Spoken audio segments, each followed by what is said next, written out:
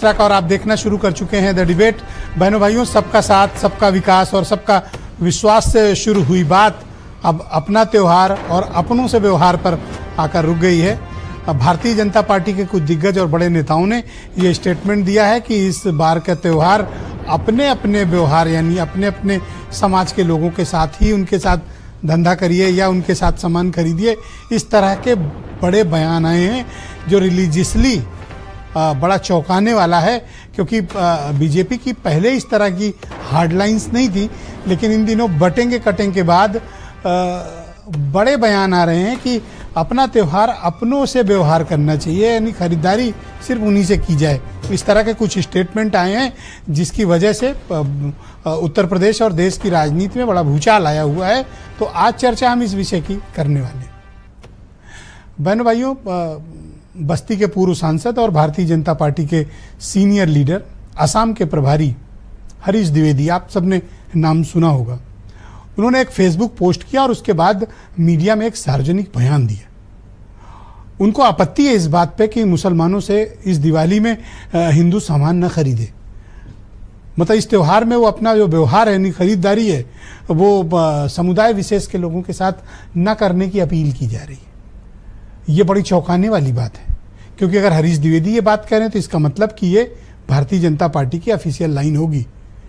और सिर्फ हरीश द्विवेदी ही नहीं, 2-3 और बीजेपी के बड़े नेताओं का ये स्टेटमेंट आया है।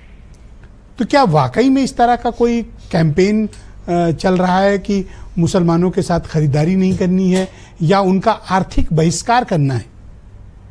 आप देख रहे होंगे कि जून के बाद का जो राजनीतिक सामाजिक परिदृश्य है उसमें बड़ी तेजी से बदलाव आ रहा है। इस बदलाव के कारण क्या है? क्या जो नतीजे जो आए थे, या बीजेपी ने अपनी पॉलिटिकल लाइन अब बदल ली है?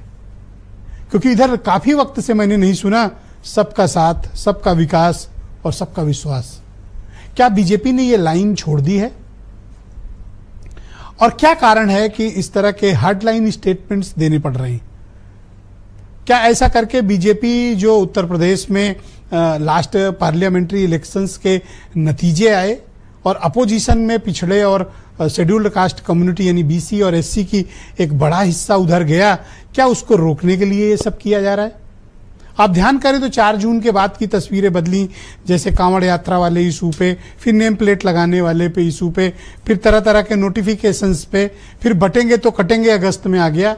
अभी हम लोग अक्टूबर में चल रहे हैं, तब तक ये स्टेटमेंट आया है आर्थिक बहिष्कार का। इसके पीछे के मायने क्या हैं? अपोजिशन की भूमिका क्या है? और क्या ये संभव है कि भारत जैसी मिक्स्ड पॉपुलेशन वाली आबादी जहां सब बहुत ही एक दूसरे से कनेक्टेड हैं, चाहे वो समाज हो या व्यापार हो, क्या इस तरह का आर्थिक बहिष्कार संभव है? और क्या ये पार्टी की ऑफिशियल लाइन है? और अगर ऐसी लाइन ली जा रही है तो इसके पीछे के राजनीतिक उद्देश्य क्या है? बहनों भाइयों, मैं हमेशा ये बात कहता हूं और आज फिर इस बात को दोहरा रहा हूं कि राजनीतिक दल कोई भी काम और कोई भी बयान यूं ही नहीं देते हैं। सबके पीछे एक राजनीतिक मकसद होता है, एक राजनीतिक सोच होती है, एक कमिटेड वोट बैंक होता है। जो लॉस बीजेपी ने उत्तर प्रदेश में सहा है उसको लाने का सिर्फ शायद उनके मन में यही तरीका होगा। यही कारण है, हमने कल के डिबेट में भी ये बात कही कि बीजेपी अब एक स्टेप आगे बढ़ चुकी है। और जो मुख्यमंत्री योगी आदित्यनाथ ने पॉलिटिकल लाइन दी थी अगस्त के लास्ट वीक में आगरा में, बटेंगे तो कटेंगे, आप देखिए उस लाइन को बीजेपी नेतृत्व भी अडॉप्ट कर रहा है और आरएसएस भी उस पर सहमत है और उन्हें इंडोर्स किया है। तो क्या हरीश द्विवेदी जो लाइन उठा रहे हैं उसको भी इंडोर्स किया जाएगा? और क्या भारतीय जनता पार्टी का वर्तमान और भविष्य की यही राजनीतिक लाइन होगी? पर भाइयों, परिणामों के बाद से बीजेपी की सोच में परिवर्तन आया है। वो परिवर्तन विशेष तौर पर उत्तर प्रदेश को फोकस पॉइंट पे रखकर किया जा रहा है, जहां बीसीज और एससीज के वोट बटे थे। तो ये बटने न कट और कटने वाला विषय उधर के लिए है, लेकिन आर्थिक बहिष्कार का विषय भी एक गंभीर मुद्दे के तौर पर सामने आया है। मैं चाहता हूं कि कुछ बयान आप सुन लें, फिर आज की परिचर्चा को हम महत्वपूर्ण मेहमानों के साथ आगे बढ़ाएंगे। हमने सनातन धर्म प्रेमियों से, सभी हिंदू भाइयों से, और जो दीपावली धनतेरस का त्योहार मनाते हैं उन सबसे मैंने निवेदन किया कि आप सामान उन्हीं दुकानों से खरीदें जो दीपावली और धनतेरस का त्योहार मनाते हैं, जो सनातन प्रेमी हैं, जो हमारे हिंदू भाई हैं। और मुझे लगता है कि इन कट्टरपंथियों को इससे अच्छा जवाब कुछ नहीं मिल सकता है। भारतीय जनता पार्टी के काटने और बांटने वाला गैंग जब चुनाव हार जाता है तो दिवाली हो, होली हो, ईद हो, बकरीद हो, इस पर हमेशा बांटने वाली और काटने वाली बात करता है। भारतीय जनता पार्टी के पूर्व सांसद हरीश द्विवेदी ने चुनाव हारने के बाद कुछ ऐसे ही मानसिक विक्षिप्तता का परिचय दिया है और राजद्रोह जैसा काम किया। भाजपा का एजेंडा है नफरत फैलाना, हिंदू मुसलमान को लड़ाना, मंदिर भजन कीर्तन अजान लव जिहाद, ये सब मुद्दे भारतीय जनता पार्टी के।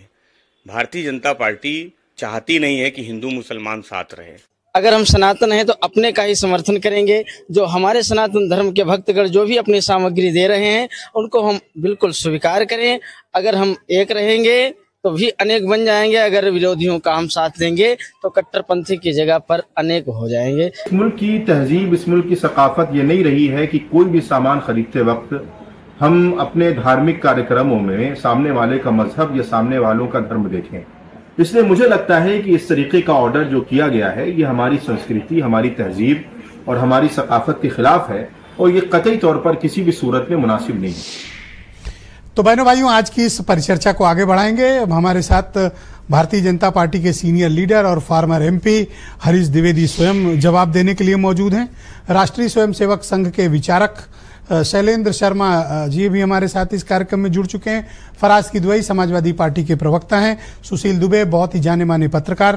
पंडित अमरनाथ मिश्रा मेरे साथ मौजूद हैं और मुस्लिम लीग के प्रदेश अध्यक्ष मतीन खान हमें इस परिचर्चा में ज्वाइन कर चुके हैं और वीरेंद्र सिंह जी हमारे स्टेट हेड। बहुत शुक्रिया आप सभी का। हरीश द्विवेदी जी,